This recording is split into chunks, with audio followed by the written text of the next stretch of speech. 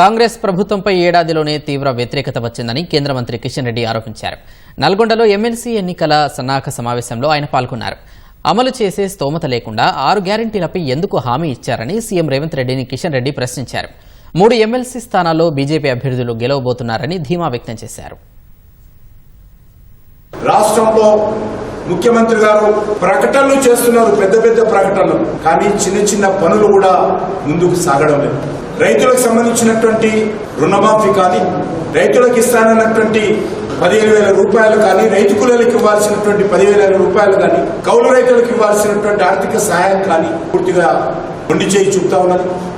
GO 317 పైన 50,000 మంది ఉపాధ్యాయులు కాంప్లైంట్ చేయడం జరిగింది. ఏ ఒక్కటి కూడా ఈ రోజు వరకు పరిష్కారం చేయలేనటువంటి పరిస్థితుల్లో ఈ యొక్క ఎన్నికల్లో ఉపాధ్యాయులు కానీ, విద్యారంగానికి సంబంధించినటువంటి అన్ని వర్గాలు కూడా కాంగ్రెస్ పార్టీ వ్యతిరేకంగా స్పందిస్తున్నటువంటి పరిస్థితి మనం చూస్తా ఉన్నాం.